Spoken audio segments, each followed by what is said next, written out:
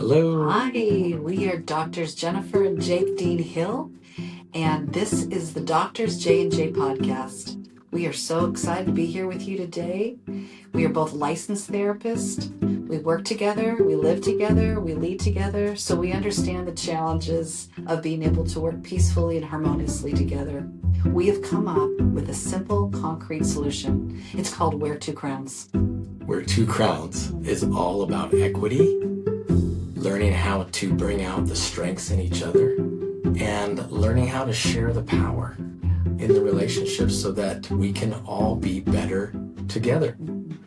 Each week, we're going to give you tips and tools and strategies and even personal stories to help you wear two crowns. And we're going to invite experts in the field of relationships that will help to educate us, inspire us to wear two crowns as well. Yes.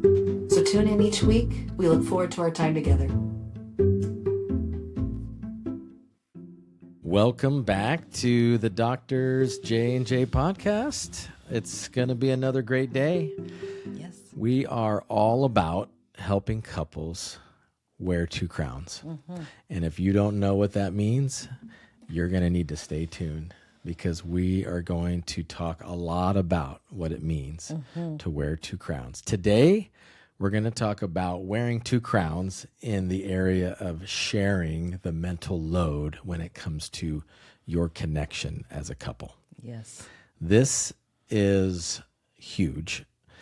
And if you don't understand the concept of mental load, what's the gal's name that did the documentary? She's a lawyer on Hulu that does Fair Play. Fair Play, yeah.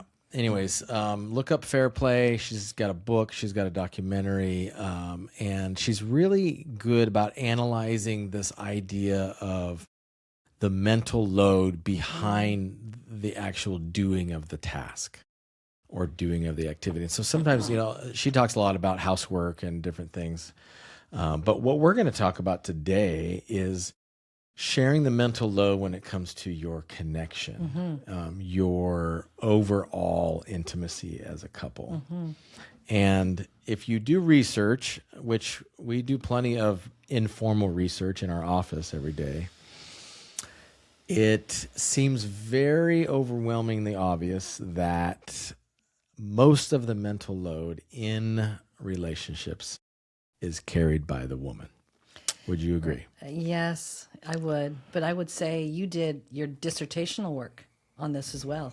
I and did. You did the formal research. I did the formal research. Stats are astounding with the gender gap in work, and but that also includes with this mental load that we're seeing as well. Right. Yeah. And obviously, the Fair Play goes into just the mental load of caring for kids and caring for the home and that. But it does seem that our culture has really encouraged women to be the caretakers of relationships. And frankly, they're good at it. And I don't know if that's nature or nurture. And sometimes we put characteristics on genders, which isn't always fair. Like, oh, mothers are more nurturing than fathers. Well, I've seen some pretty nurturing fathers and some pretty unnurturing mothers. But I think our culture has put an expectation, it seems, on women to really care for the relationship, keep track of it, nurture it. And that's the part where we as men, I think, take for granted the fact that, and the good men, I'll say, are the ones who respond well to their wives or their partner's initiative. Yeah.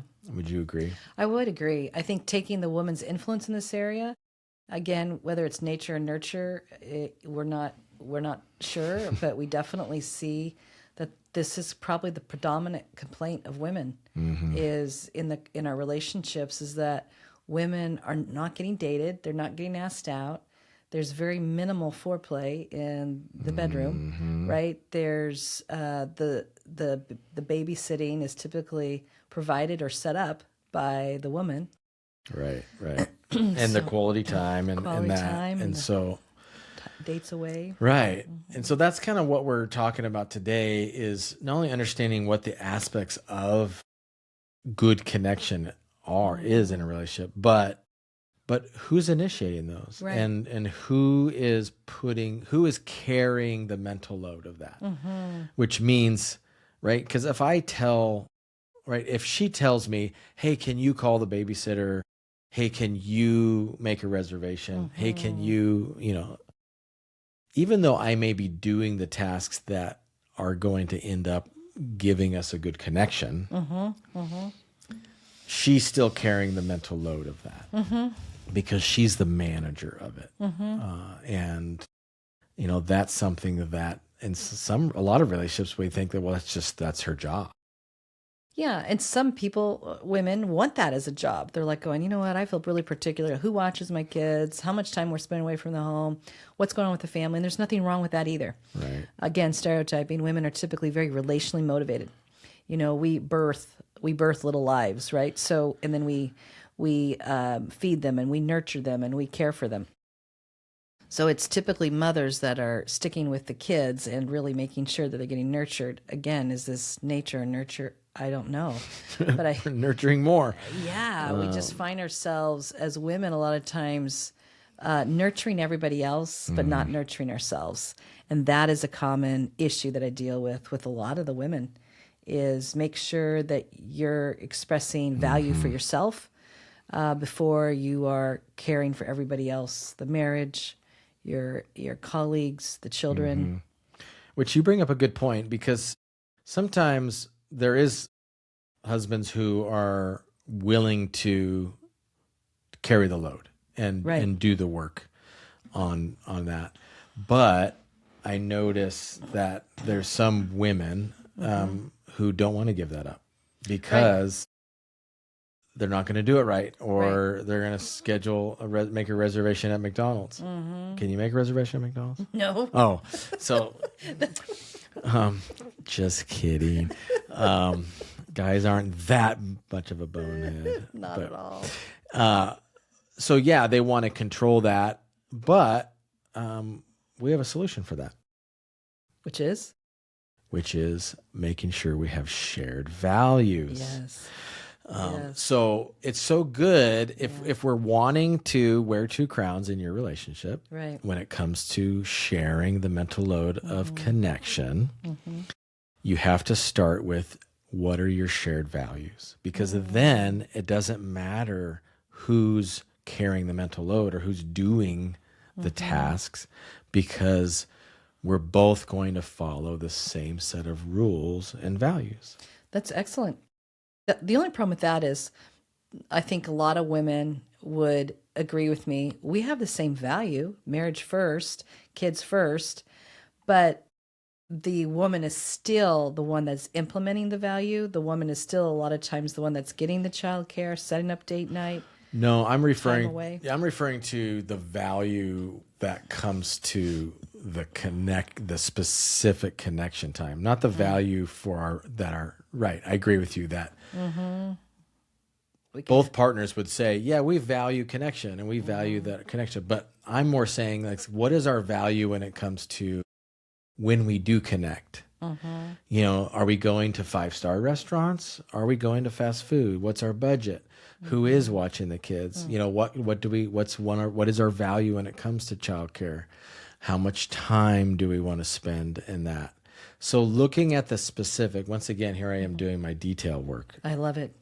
You just went straight with the macro. I did. Of the overall, but I'm like, the way that you get out of the way that women can give up the control of taking that mental load is knowing that whenever that task is done, it's going to be done according to set values. Yeah, that's good. So that it's like, okay, I know that, and I think that comes more than just for dates. We're kind of referring to dates, but when it comes to like traveling out of town, weekends away, concerts, or, different things that we may plan to connect. is that we get clear on what is our preferences in all of those things, so that we're both working off of the same type of blueprint. That's per good. se. No, that's really good, honey. And I think, don't you think that evolves as your relationship evolves too, and things change, and you grow and you mature and you learn? Sometimes the values shift up, sometimes they completely change altogether. The hard part is if you don't change and you don't still have that shared values, it's like a business, right? That suddenly goes, we're going to just serve coffee. And then the business, no, we're going to do oil changes. Wait a minute. Right. This is blend. Well, maybe we serve coffee and do the oil changes, right? Right. It's like, but it's typically you have to have that vision and that values for your relationship, like a small business, that you can both know that you're going in the same direction. So I think that's an excellent point. The values are huge for creating a sense of belonging and connection, and that this is a shared kingdom that we're both building together. Right. No, and it does take time, and sometimes couples don't stop to go when it comes to all of these different areas. And maybe that's a good transition for us to talk about what are the different areas of connection or intimacy. I like it. I like it. Well, we talk about the marriage carriage just because it's fun and easy to remember. The marriage carriage that you take on your adventure. That's right. And it's got 4 wheels, right? And just like a marriage carriage won't run well with just one wheel or a flat wheel, same thing on this with your intimacy life, which is that lover life. That's that life that is connected and it's different than anything else you share with anybody else. It is something that is a sacred, holy ground, really, where the two of you can be authentically and spiritually connected and physically in a way that's unique. Yeah. So yeah, the 4 areas of intimacy that we talk about and we help couples cultivate. The first one is physical or sexual. Those both kind of fall into that physical category. You would bring that one up first. Well, That wasn't that's- even listed first. Oh, well, it's the most important. No, I'm just kidding. Yes, of course. I have to do that for all the guys that says, well, yeah, that's intimacy. Well, that's what most people think of when you say, oh, do you have intimacy? It's like, well, yeah, we have sex. It's like, Yeah, yes, okay, that is one form of intimacy. one wheel. That's one wheel. Just one of the 4. Right. Another wheel is what I'm really good at is emotional intimacy. Why are you laughing?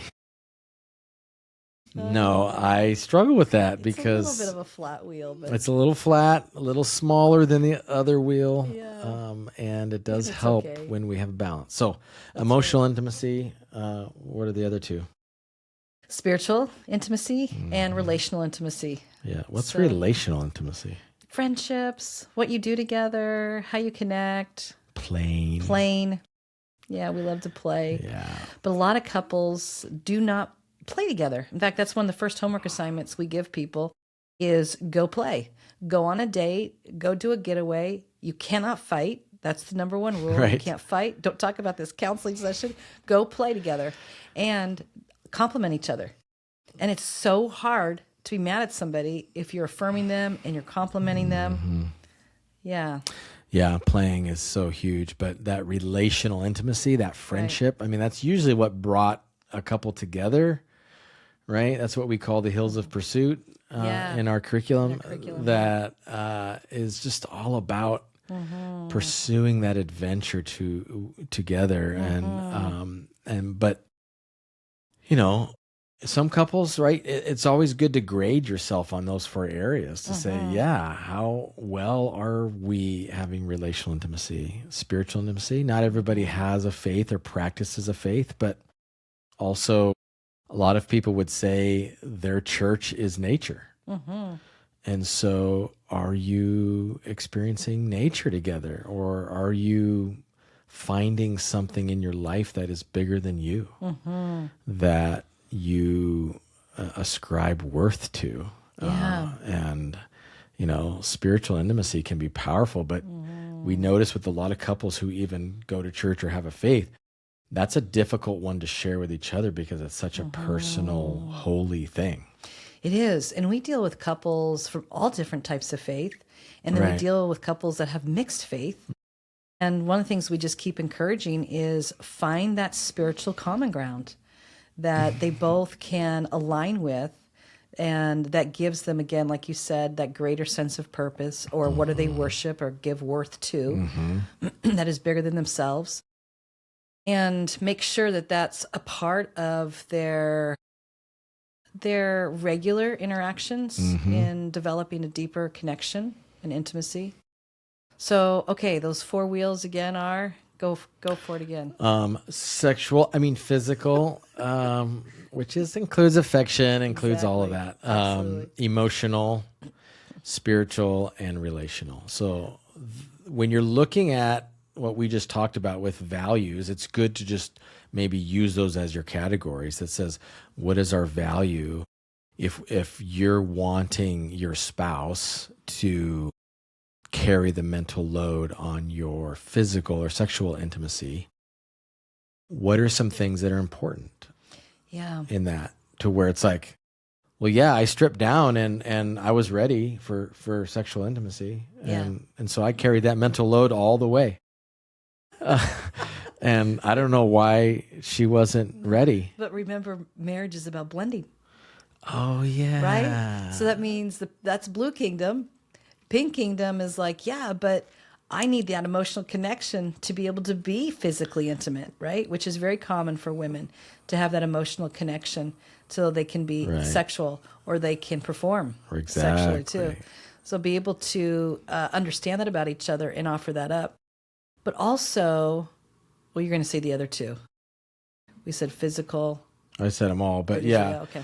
But that's the good point, as far as if you're not, right, if I'm just going to focus on the physical intimacy and say, I'm going to carry the mental load on that, and I'm not going to focus on the emotional, spiritual, relational areas, most likely the spiritual wheel is not going to turn very well. No. And so that's why it's always good to have all 4 in mind and be evaluating those on a regular basis, so that it can be a rich thing. And even though a lot of times men are like, yeah, don't need the emotional connection, just sexual, connection is fine with me. And it's true. Men can do that easier. They're more compartmentalized in that way. But that's where it usually is a breakdown. Yeah, it really is. And I think, this is so, philosophical to talk about this, but really to bring it down to the concrete day to day, right? What does it look like? We came up with an acronym on that too. How to have a dweemy marriage. Dweemy, yes. Daily, weekly, monthly, yearly. So that's Absolutely. kind of your strategy. It's your strategy, and it's a way to get really concrete. So, for instance, if you want more of a relationship of intimacy, and you're looking at these 4 wheels, and you're going, man, we're kind of low in the emotional connection. What are you doing then to build it? So, some examples of that could be like getting some conversational cards. Go to counseling. That would be another one too. That is forced emotional connection, whether you want it or not. It's not really forced, because everybody comes in our offices there because they want to be. They are none of it's mandatory. willing customers. Yeah, yes. which is always just so amazing that people are investing in their relationships in this way. So I think being able to have maybe even maybe an event that you go to that would facilitate more emotional connection would be a way to grow emotionally. Like a marriage retreat or a conference, or even doing some kind of curriculum. Right. Like one kingdom. Yeah. One kingdom. One kingdom curriculum. 2 crowns, one Two kingdom crowns, one book kingdom. too is great. Mm-hmm. The other thing is, I'm thinking I like to do, after like movies we watch together and stuff, I always like to dialogue about them. Then I like to research them, especially if it's a true story, right? And to be able to have that kind of an emotional connection over an activity that we do. Yeah. I used to miss that a lot. What's that? Like I missed that bid for connection. Did. And I was like, we just got entertained. Like, we're done. It's over. And she's like, well, let's talk about it. I was like, oh. But I've come to appreciate that. And it's fun to kind of analyze, what you learned from the movie, or what happened, or if it was a true story, those kinds of things.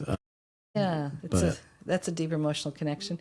And you made the good point too about the physical. It's to differentiate between the physical and the sexual. Right. A lot of times the sexual, and partly is because of the stage of life you're in, but if there's only so much time, you go right to the sexual. And then even the sexual is like all about just getting to that climax part, right? Which we're going to do a whole series on intimacy, sexual intimacy in a relationship. But so you lose out on the different stages of that, but also you lose out on the affection. Right. And that is And the foreplay. Right. That can be very alarming to a woman to move right into the sexual zones. And then it starts to put us into, as for women, it starts to put us into fear centered. So our adrenaline is going instead of our oxytocin, which is about the love. And of course, the adrenaline's about the fear. That's the hormone that goes with fear. Oxytocin is the hormone that goes with love. So what starts to happen is a woman starts to atrophy, pull away. The relationship starts to die, atrophy, because there isn't that connection and there's too much adrenaline. So we have to bring in the oxytocin for the relationship. And I do a ton of education on this. Yes. I know you do too. Yes. About how to blend intimacy in a way that builds love and not fear, because we're so different. Divinely different. Yeah. If love and fear can't coexist, They cannot. bottom line. And if there's fear in the relationship, it's just going to do damage in so many different ways.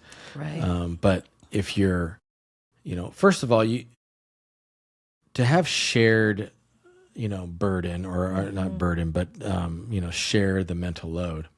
Vision. You got to start by evaluating it.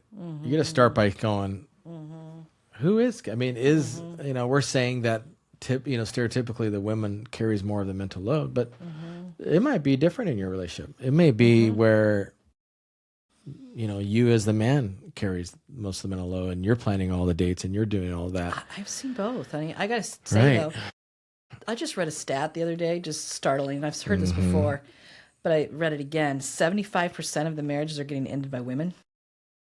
And my theory on this is it's not because the women are not, the classic term, I love you, but I'm not in love with you. I think it's more about there's just not enough oxytocin. There's too much adrenaline. I'm getting too afraid. I'm not nearly positively aroused by you. I'm negatively aroused. And it starts to bring a lot of toxicity into the woman's body, literally. So I think that is a really practical chemical thing that's happening that it breaks my heart seeing these relationships. And I know there was a time that we were in that space too. We just didn't know enough about that. Thank God for the internet, more learning, more education on the stuff. Yeah. But to know. Now we do oxy hits. Yeah, we do oxy hits. And it's not oxycodone.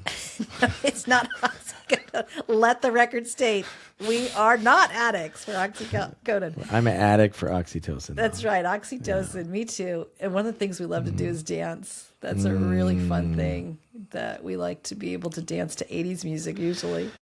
Usually is our favorite. Yeah, Break it but out. dancing is such a great oxytocin builder, and it's just so hard to be in conflict and to be angry at each other when we're dancing and being close to one another and that. And so when it comes to your connection, for one, you need to evaluate how well are you doing on those 4 areas and give yourself a grade, A, B, C, D, or F, or whatever, if that's easier, or grade it from 1 to 10. But both of you just evaluate, and it's going to be very normal for one of the areas to be lower and some areas to be higher. But then it gives you an idea that says, okay, what do we want to do every day to build that? Do we, are we doing greetings? It's amazing to me how many couples just don't do this simple thing of hellos and goodbyes.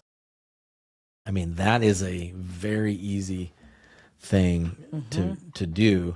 And then obviously weekly dates. And then we always say at least a monthly marriage staff meeting is important, different things that keep your connection. But once you determine where you're at and you determine who's doing what, who's carrying which load of that, and then you can get to the point of what is our value? What's our standard? Like if we're going to plan quality time or connection, like what are we both shooting for, so that Expectations. Expectations, so that we're not like, oh, it was your turn to carry the mental load on this, and this is what you did. It's like, ooh. Yeah.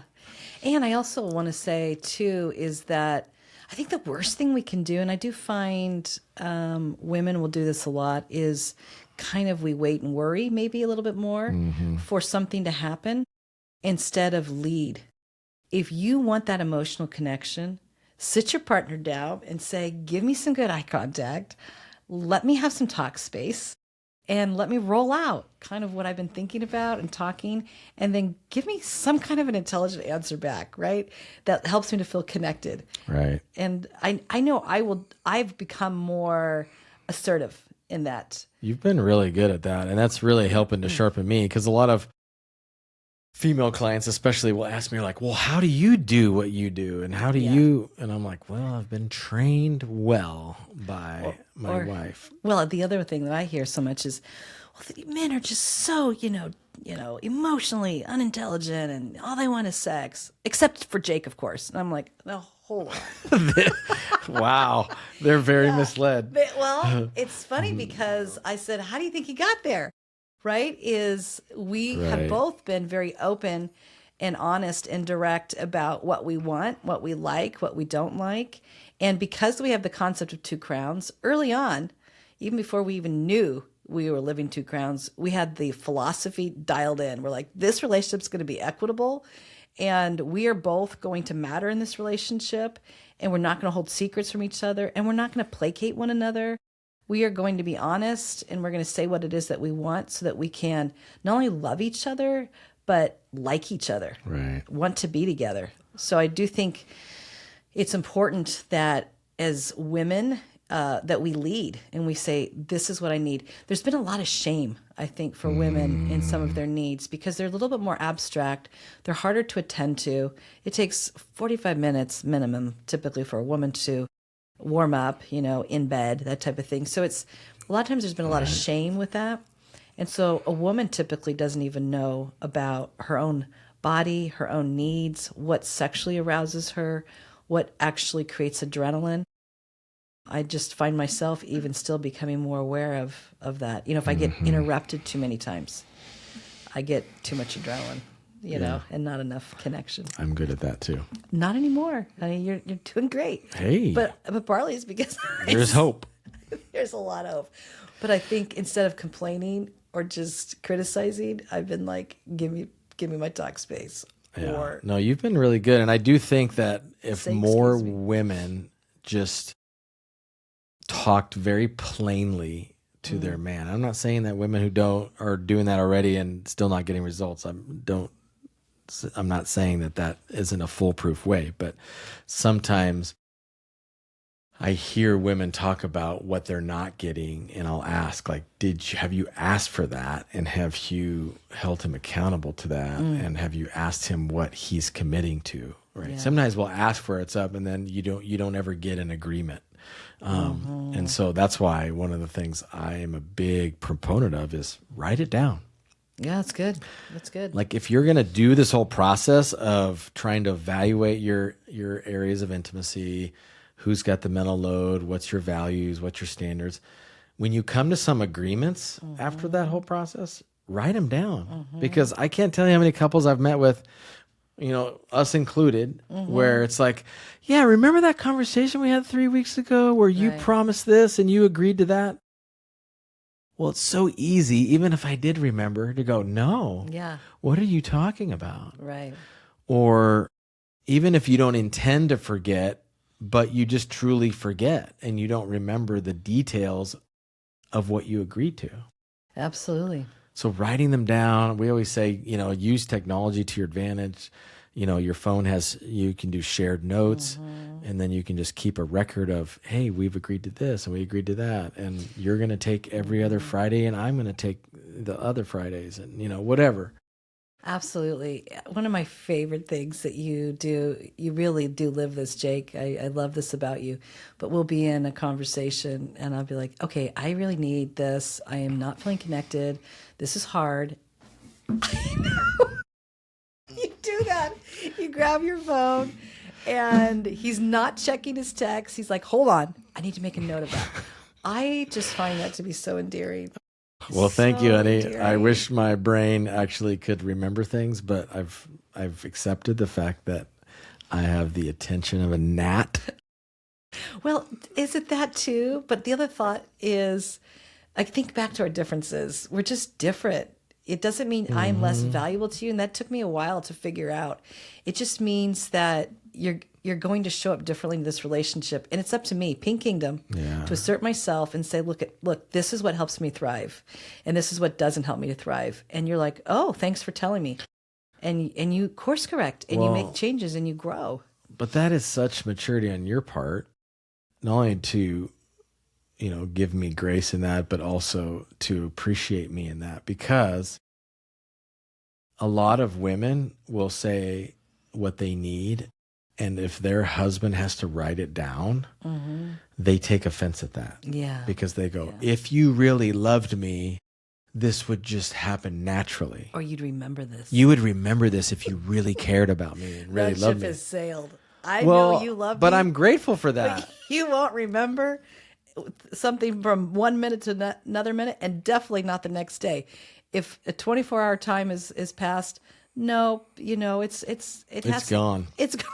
Is gone. But that's why I tell Has to couples all the clock time. in. And I say, you could take offense at the fact that he's writing it down or giving himself a reminder or putting on the calendar. Or you could say, the fact that he's doing that tells me that I am important. This is important because he wants to make sure he doesn't forget. Yes.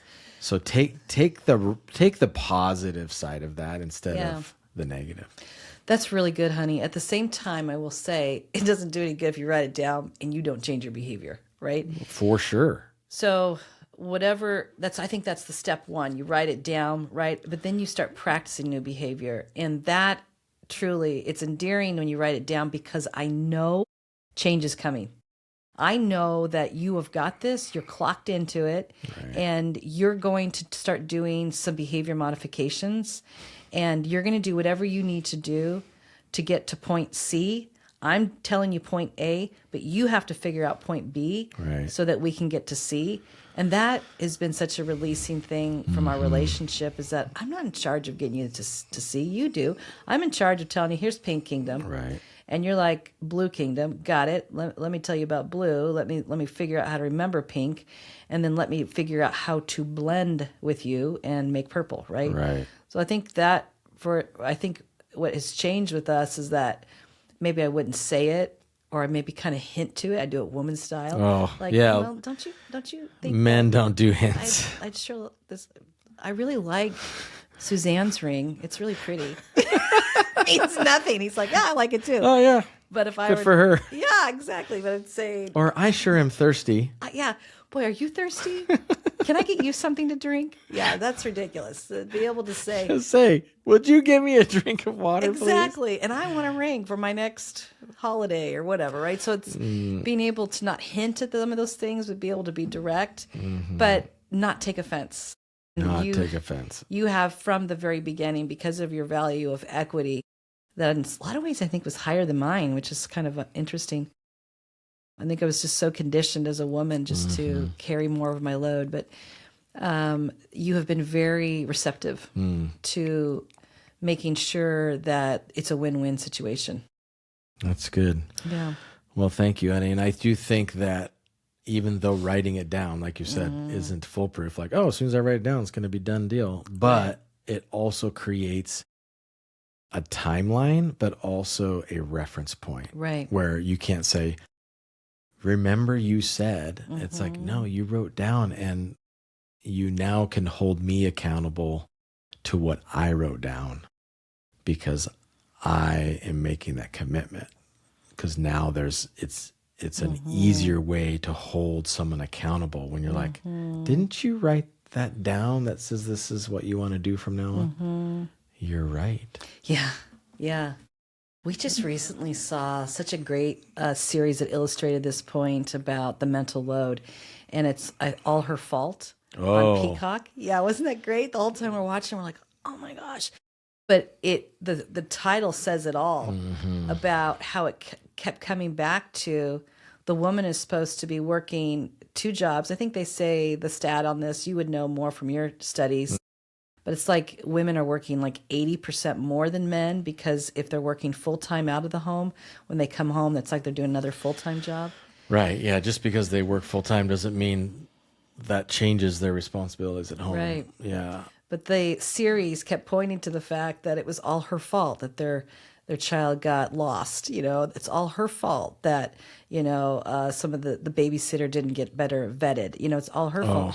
And as the viewer, at least we were thinking, you could tell that the undertones of the message were like, is it really all her fault? And why is it all her fault? Why isn't the man also, in this case, it was the man and the woman was carrying the load. Why is the man doing some of the duties? Why is the man blaming the woman? Why is he taking care of his, physical needs of, working out and stuff like that, but is clueless about how the household runs? No, she's trying to run a career. It was a masterfully done series in that it made you think like, oh yeah, it just made you anti the woman because it was like, yeah, it's her fault. It was so obvious. But then as things unfolded, you realize that behind every woman's fault was a man doing something nefarious or doing something shady that really was the precipitating thing that caused the fault. Absolutely. Caused the crisis. Obviously, that doesn't mean that is a universal thing. No. But it is, it does oftentimes, sometimes you just assume like, oh, well, she's so angry and bitter and, because she's just woke up on the wrong side of the bed every day. It's like, you don't know what's behind the scenes of, some of that maybe inequity or, that they're not sharing the load or whatever. Absolutely. And it shouldn't fall to one person. It needs to be a shared task to not only care for the family needs, the relational needs of the marriage, but more importantly, the interpersonal needs, the intimacy, the connection. That mental load needs to be shared by both people like you would if it's a really precious business. Right. You wouldn't check out and just say co-business partners. Right. Somebody else run this. No, if you're investing in this and you got stock in this and you want a future in this company, then you both need to come to the table, bring your strengths, bring your energy, bring your passion, and carry the mental load for nurturing the marriage. So good. Yeah. You want to give him the crown jewel for today? You do so good on the crown jewel. No. Oh, gosh, I okay. insist. Should I do it? Yeah. The crown jewel. If both of you fail in the relationship, your relationship hits a failure to thrive. Yeah. Takes both. Takes both. You don't want to hit the failure to thrive. That has a shelf life in the relationship. When a relationship starts to hit that failure to thrive, counseling is hard to even bring it back. Yeah, it is. Yeah. You want to be able to. Thank you for taking the time to listen and to join us. And we know you have a busy schedule. And when you take the time to invest in your relationship, we just applaud you for that. We sure do. We really do. And we just encourage flourishing marriages, not relationships that are hitting that failure to thrive. Hopefully this today will be just another not tool belt or tool in your tool belt to be able to figure out how to advance your relationship so that both of you can benefit from the marriage and prevent burnout. Exactly. We don't want you to burn out. We don't want you to build resentment. So here's to many, many happy years. And if this touched you and you think it would touch somebody else, please give it a share and a like. And we just thank you and hope you tune in next time. Thank you. Bye-bye. Goodbye.